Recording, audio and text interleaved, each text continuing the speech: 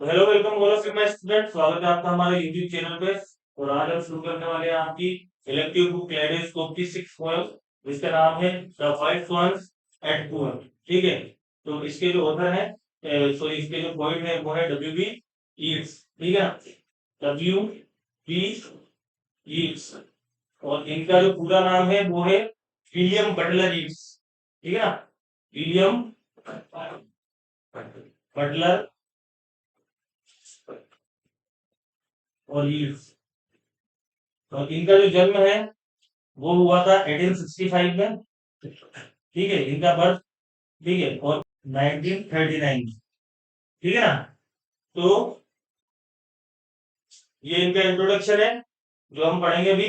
W B Yeats was an Irish poet. पहले तो इसका मतलब समझ लेते हैं अगर व्हाइट स्वान है फूल का। तो व्हाइट स्वॉन्स, व्हाइट का मतलब जो जंगल में रहने वाले जो स्वॉन होते हैं, यानी कि जो हंस होते हैं जो जंगली। ठीक है ना, वो स्वॉन्स जो होते हैं जो हंस कहलाते हैं वो। और फूल, फूल का मतलब होता है बिल्कुल एक लेक, ठंडा पानी, जिसके अंदर जो है ये रहते हैं। ठीक है ना, अपना घर बनाते हैं वहां पे। तो वो जो है वो स्वॉन्स है। W B Yeats was an Irish poet, dramatist and mystic. तो डब्ल्यू बी येट्स जो थे वो आयरिश पोएट थे। ठीक है ना, और ड्रामेटिस्ट थे, काफी नाटककार रहे हैं। और मिस्टिक रहे हैं, रहस्यवादी रहे हैं, यानी कि ईश्वर में लगाव उनका ज्यादा रहा है। ठीक है ना। तो इस बारे में उन्होंने अपनी जो रचनाएं हैं वो लिखी है। He was one of the driving force behind the Irish literary revival. और उन्होंने जो है आयरिश जो साहित्य था उसको रिवाइव करने का, यानी पुनर्जीवित करने का उन्होंने अपनी रचनाओं के द्वारा काफी प्रयास किया और कार्य किया। एंड वाज को फाउंडर ऑफ एबे थिएटर। और वो सह संस्थापक भी थे। एबे थिएटर जो प्रोग्राम होता था उसका से संस्थापक यानी को फाउंडर भी वो थे। He was awarded the Nobel prize for literature in 1923। तो उनको जो है साहित्य का नोबेल पुरस्कार जो मिला वो मिला 1923 के अंदर। ठीक है ना, जो लिटरेचर का सबसे बड़ा प्राइज होता है। अब जो है आपकी पोएम शुरू हो रही है।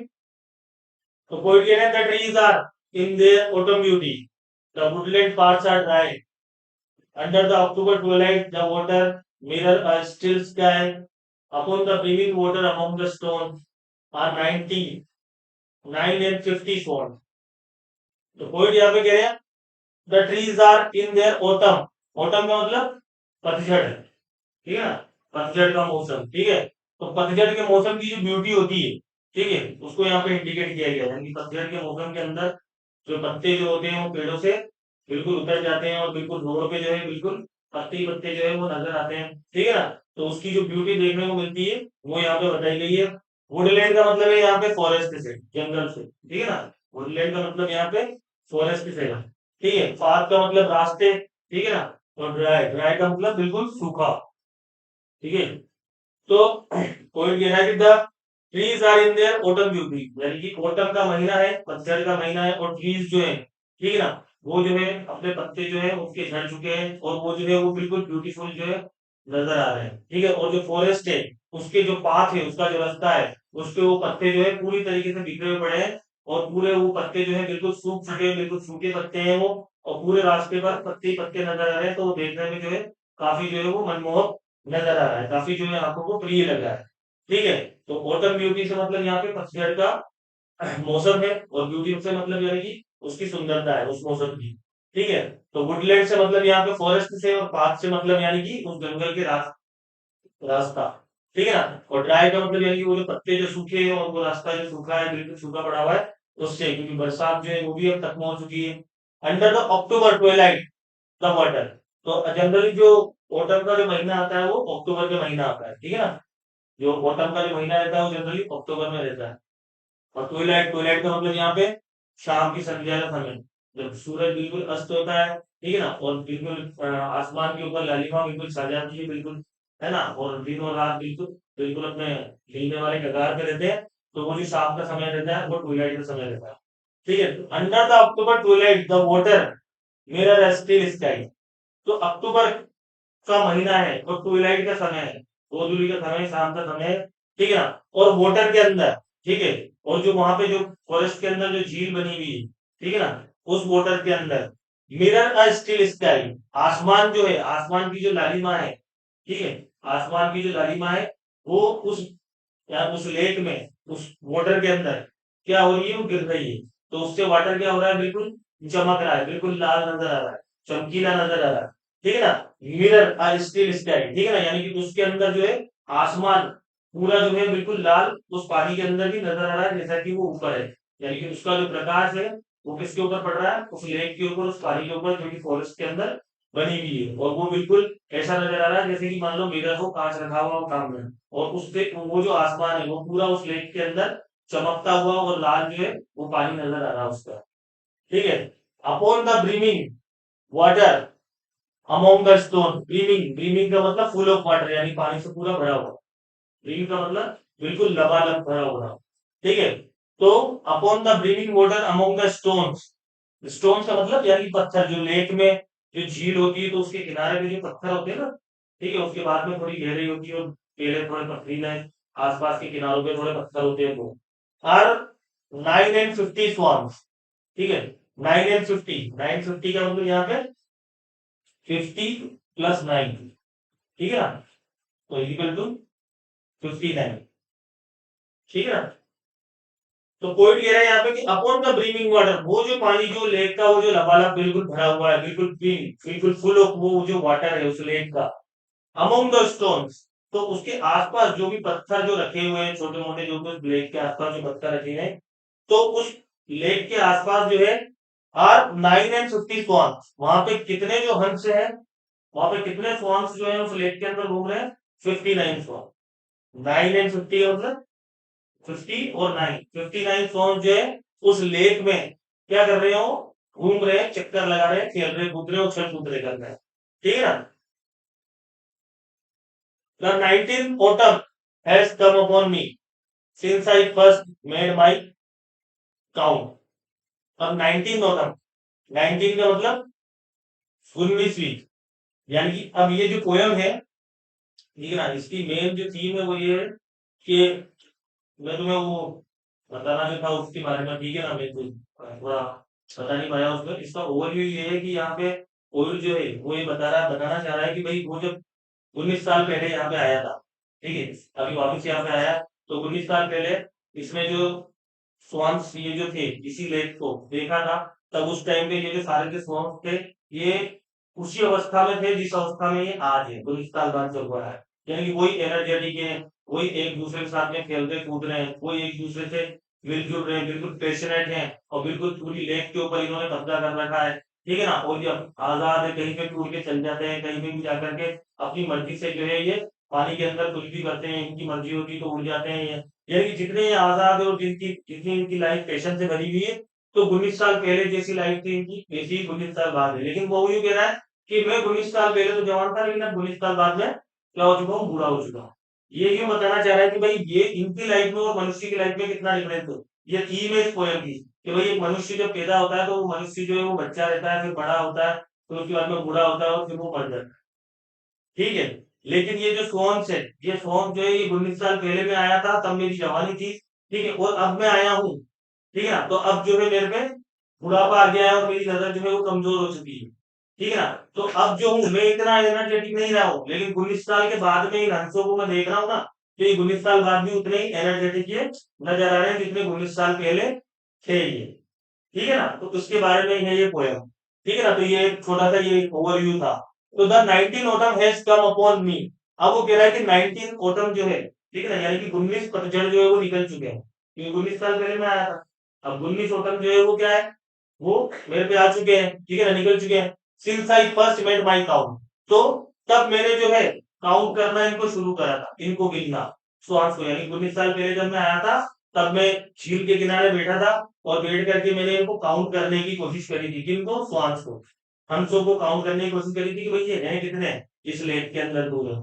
तो आई सा, अब पॉइंट कह रहा है कि मैंने देखा, before I had well finish, कि इससे पहले, वेल फिनिश का मतलब यानी कि इससे पहले कि मैं अपनी गिनती पूरी कर पाता, इससे पहले कि मैं उनको पूरा काउंट कर पाता, मेरी गिनती खत्म हो पाती, मैं उनको पूरा काउंट कर लेता, ऑल सडनली माउंट, ठीक है, माउंट का मतलब ऊपर उठना, ठीक है, माउंट का मतलब ऊपर उठना। तो ये स्वांस ने क्या करा कि जैसे ही मैं इनको गिनने लगा, तो ये जो थे ये ऊपर उठे, ठीक है ना, ये झील में से ऊपर उठे, एंड स्केटर, और स्केटर का मतलब तितर बितर होना, अव्यवस्थित हो जाना, ठीक है ना, इधर उधर फैल जाना, तो ये स्केटर हो गए, इधर उधर फैल गई ये। एंड व्हीलिंग, और व्हील करने लगे, यानी कि गोल गोल पानी में एक दूसरे के पीछे क्या करने लगे, चक्कर काटने लगे। व्हीलिंग का मतलब गोल घेरे में चक्कर काटना। तो skater wheeling in great broken rings, इनके जो रिंग्स बना ली इन्होंने, ठीक है ना, और कैसी रिंग्स बनाई इन्होंने, एक बहुत बड़ी एक विशाल रिंग बनाई, ठीक है, और वो ब्रोकन थी, यानी कि कोई स्वान उसमें से निकल रहा था, फिर कोई स्वान दूसरा घुस रहा था, फिर दो स्वान अलग हट रहे थे, फिर दूसरे आकर के जुड़ रहे थे, तो ब्रोकन की रिंग्स थी वो। रिंग का मतलब गोल घेरा, ठीक है ना, तो गोल घेरे के अंदर ये व्हीलिंग करने लगे और स्केटर हो गए इधर उधर, और मैं जो था मेरी गिनती काउंट नहीं कर पाया, ठीक है ना। अपॉन देयर क्लेमरस विंग, और उनके विंग्स कैसे थे, क्लेमरस, यानी कि ये फड़फड़ा रहे थे, ठीक है ना, क्लेमरस का मतलब तेजी से अपने विंग्स को क्या करना, फड़फड़ाना। तो ये फड़फड़ाते हुए अपने विंग्स को इधर उधर स्केटर हो गए, ठीक है ना, और व्हील करने लगे, घूमने लगे। तो इससे जो थी मेरी काउंटिंग जो थी वो क्या हो गई, डिस्टर्ब हो गई, और मैं इन्हें काउंट उस टाइम पे 19 साल पहले जब मैं आया था तब मैं इनको काउंट नहीं कर पाया, ठीक है ना। ग्लैमरस का मतलब होता है जोर जोर से पंखों को फैला करके बिल्कुल आवाज निकालना। आगे पॉइंट कह रहा है, I have looked upon those brilliant creatures and now my heart is sore. I have lived upon, तो वो कह रहा है कि मैं इन ये जो ब्रिलियंट क्रिएचर्स हैं, ये जो इतने शानदार क्रिएचर हैं, ठीक है ना, जिनको ईश्वर ने बनाया है, तो मैं इन ब्रिलियंट क्रिएचर्स को तब से देखता आ रहा हूँ, 19 साल पहले से मैं इनको देखता आ रहा हूँ। लेकिन अब जो मेरा हार्ट है वो सोर में है, सोर का मतलब मेरे दिल के अंदर दर्द है, अब मेरा जो हृदय है वो पेन के अंदर है, ठीक है, मेरा हार्ट जो है वो दुख में है, दर्द में है, ठीक है ना। All change since I hearing at twilight, तो सब कुछ चेंज हो चुका है, ठीक है। 19 साल में ये हंस तो नहीं बदले, लेकिन मेरी जिंदगी में काफी बदलाव आ चुका है। 19 साल के अंदर मेरी जिंदगी में काफी बदलाव आ चुके हैं। उस टाइम में मेरी जवानी थी, अब इस टाइम पे जो है मेरे को बुढ़ापा आ गया है, मेरे हाथ पांव कमजोर हो चुके हैं, अब जो है मेरी आंखों की नजर भी जो है वो कमजोर हो चुकी है, ठीक है ना। तो ऑल चेंज सिंस, तो तब से लेके अब तक ये तो नहीं बदले, लेकिन मेरी जिंदगी में बहुत सारे चेंजेस आ चुके हैं। आई हियरिंग एट ट्वाइलाइट, तो मैं जो हूँ वो इनकी आवाज जो है वो अभी भी शाम के समय जब मैं यहाँ हूँ तो मैं इनकी आवाज जो है वो सुन सकता हूँ ट्वाइलाइट के अंदर गोधूली के साथ, ठीक है। The first time on this shore the bell beat of their wings above my head, bell beat, ठीक है, बेल बीट का मतलब विंग्स की आवाज, अपने पंखों की आवाज जो बिल्कुल वो जोर जोर से निकाल रहे हैं, ठीक है ना, अपने पंखों की, यानी सॉन्ग जो है वो अपने पंखों की आवाज जो बार बार बीट कर रहे हैं अपने पंखों को, अपनी बॉडी से जो बीट कर रहे हैं वो कहलाती है बेल बीट, ठीक है ना, यानी कि अपने पंखों को जो बॉडी से बार बार फटकार रहे हैं वो, ठीक है, तो उसमें जो आवाज हो रही है उसे बेल बीट कहते हैं। तो the bell beat of their wings above my head, trod, ठीक है ना, ट्रॉड होता है कि जब आप जो है धीरे धीरे चल करके और किसी को क्या करते हो, आप किसी के ऊपर से किसी को कुचल करके और निकल जाते हो, वो कहलाता है फ्रॉड। और ट्रेड होता है, ट्रेड जब होता है कि जब आप तेज चल के वॉकिंग करके और किसी को आप कुचलते हो, यानी किसी के ऊपर अपना पाँव रख देते हो, तो वो होता है ट्रेड, ठीक है ना। तो पॉइंट यहाँ पे कहना चाह रहा है the first time on this शोर, के उस समय पहली बार, ठीक है ना, इस किनारे पर, इस झील के किनारे पर उस समय पहली बार मैंने देखा था इनको जब मैं आया था पहली बार, the bell beat of their wings, के ये जो थी ये तेज अपने पंखों को फड़फड़ाते हुए अबव माय हेड, ये कहां से गुजर गई, ये मेरे ऊपर से गुजर गई, ठीक है ना। और ट्रोड करती हुई, यानी कि ये मेरे ऊपर से गुजरी, यानी जैसे मैंने इनको काउंट करने की कोशिश करी, गिनने की कोशिश करी, तो पहले तो ये स्केटर हो गई इधर उधर, उसके बाद में ये जो है व्हीलिंग करने लग गई, और फिर उसके बाद में ये उड़ती हुई मेरे सिर के ऊपर पाँव रखी अबव माय हेड, ठीक है ना, अपने पंखों को फड़फड़ाती हुई और मेरे सिर के ऊपर पाँव रख करके, ठीक है ना, मेरे को ट्रोड करती हुई, है ना, और बिल्कुल लाइटर ट्रेड में धीरे से मेरे ऊपर पाँव रख के मुझे दबाती हुई, मेरे को कुचलती हुई ये मेरे ऊपर से निकल गई। तो पोइट क्या कह रहा है, the first time on this शोर, के जब पहली बार मैं इस किनारे पर आया था, झील के किनारे पर जब मैं आया था, the bell beat of their wings above my head, तो ये जो हंसनियां थी और ये जो हंस थे, ठीक है ना, ये जो है ये मेरे ऊपर से पंख फड़फड़ाते हुए, ठीक है ना, मुझे ट्रोड करते हुए, ठीक है ना, मेरे को कुचलते हुए जो थे ये मेरे ऊपर से निकल गए। ठीक है, पहले तो ये स्केटर हुए इधर उधर, उसके बाद ये व्हीलिंग करने लगे, और उसके बाद जैसे ही मैंने काउंट करने की कोशिश करी तो ये स्केटर होके व्हीलिंग होकर के और मेरे ऊपर से मेरे सिर के ऊपर पाँव रख के ऐसा लगा कि मान लो मेरे को इन्होंने कुचल दिया है। ठीक है ना, और उड़ करके और ये चले गए और मैं अपनी काउंटिंग जो था वो पूरी नहीं कर पाया। तो अनवेरिड स्टिल, अनवेरिड का मतलब कि ये अभी भी उसी तरीके से ये पैशनेट है, ये जोशीले हैं। ठीक है, अभी भी ये इनमें जुनून है। ठीक है ना, ये जो है ये थके हुए नहीं है। वेरी का मतलब थका हुआ, और अनवेरी का मतलब बिल्कुल फुर्तीला होना। तो ये अभी भी उसी तरीके से फुर्तीले हैं, अभी भी उसी तरीके से ये जोशीले हैं और फुर्तीले हैं, पैशनेट है। ठीक है ना, लवर बाय लवर। ठीक है, यानी कि ये जो लवर बाय लवर है, यानी कि ये जो इनका जो जोड़ा है, ठीक है, हंस का और हंसनी का, इस वजह से लवर बाय लवर आया है यहाँ पे कि ये जो प्रेमियों का जो इनका जोड़ा है हंस का और हंसनी का, ठीक है ना, तो ये जो जोड़ा है ये आपस में ये साथ में रहता है, और ये बिल्कुल जोशीले तरीके से और स्फूर्ति से जो है ये अपने साथ में और रहते हैं। दे पेडल इन द कूल, तो दे पेडल इन द कोल्ड, तो ये जो उस लेक का जो ठंडा पानी है, वो जो लेक है उसका जो कोल्ड पानी है, तो वहां पे ये क्या करते हैं, ये पेडलिंग करते हुए रहते हैं। ठीक है ना, पेडलिंग करते हुए ये आपस में एक दूसरे के साथ में क्या करते हैं, ये घूमते रहते हैं, पेडल करते रहते हैं ये लवर बाय लवर। ठीक है ना, ये जोड़े आपस में कंपेनिएबल स्ट्रीम्स और क्लाइम द एयर, और ये कंपेनिएबल है यानी कि ये साथी है। कंपेनिएबल का मतलब ये साथी है। ठीक है ना, किसके साथी है, स्ट्रीम के, उस झरने के या उस नदी के। ठीक है ना, स्ट्रीम से मतलब यहाँ पे रिवर से भी है और झरने से भी है, तालाब से भी है, लेक से भी है। ठीक है, तो जिस लेक के अंदर या जिस रिवर के अंदर ये है, ठीक है, तो उसके ये साथी है, यानी कि ये उसे कभी उस लेक को छोड़ करके नहीं जाते हैं। ठीक है ना, उस लेक में हमेशा ही ये रहते हैं। और क्लाइम द एयर, और इनकी जब मर्जी होती है तो ये क्लाइम हवा में उड़ जाते हैं। ठीक है ना, तो ये उस झरने के भी साथी है, और ये किसके कंपेनियबल है, एयर के भी है, यानी कि इनकी मर्जी जब पड़ती है जब ये हवा में भी उड़ने लग जाते हैं। Their heart have not grown old, और इनका हृदय जो है वो कभी बूढ़ा नहीं होता है। यानी कि मनुष्य जिस तरीके से बूढ़ा हो जाता है तो उसके हृदय में से प्रेम निकल जाता है, लेकिन ये जो है ये एक दूसरे का साथ जो है ये मरते दम तक नहीं छोड़ते हैं। ये जो लवर बाय लवर होते हैं, ये जो हंस हंसनियों के जोड़े होते हैं, ये हमेशा जिंदगी भर जो है ये हमेशा अपने साथ में रहते हैं। ठीक है ना, और एक दूसरे से प्रेम करना कभी नहीं छोड़ते हैं ये। तो पेशन और कॉन्क्वेस्ट, तो ये पैशनेट है यानी कि इनमें जुनून है, एक दूसरे के प्रति क्या है, इनमें इनमें जुनून है। ठीक है ना, और ये कॉन्क्वेस्ट है, यानी कि वो जो झील है, ठीक है, ये एक तरीके से कॉन्करर है, यानी कि वो झील जो है पूरा इनका क्या है, वो साम्राज्य है। कॉन्क्वेस्ट का मतलब जीतना या पार्ट ऑफ एरिया। ठीक है ना, जिसको जीता जाता है, तो ये कॉन्क्वेस्ट कर रखा है, यानी कि इन्होंने उस लेक को, उस झरने को या उस रिवर को इन्होंने कॉन्क्वेस्ट कर रखा है, जीत रखा है। यानी कि उसके अलावा वहां पर इन्हीं का राज चलता है, इन्हीं का साम्राज्य चलता है। और ये लवर बाय लवर ये जो जोड़े हैं ये उस लेक के अंदर घूमते रहते हैं। वॉन्डर वेयर दे विल, और इनकी मर्जी होती है वहां पे ये वॉन्डर करते हैं, यानी कि वहां पे जाते हैं। विल का मतलब इनकी इच्छा, जहां पे इनकी विल होती है ये वहां पे वॉन्डर करते हैं, उस पूरी लेक में, उस पूरी रिवर के अंदर।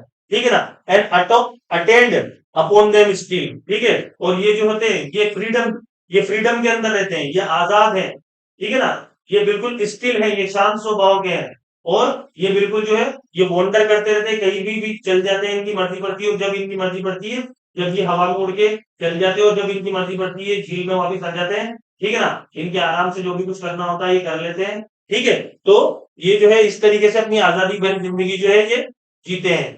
But now they drift on the still water.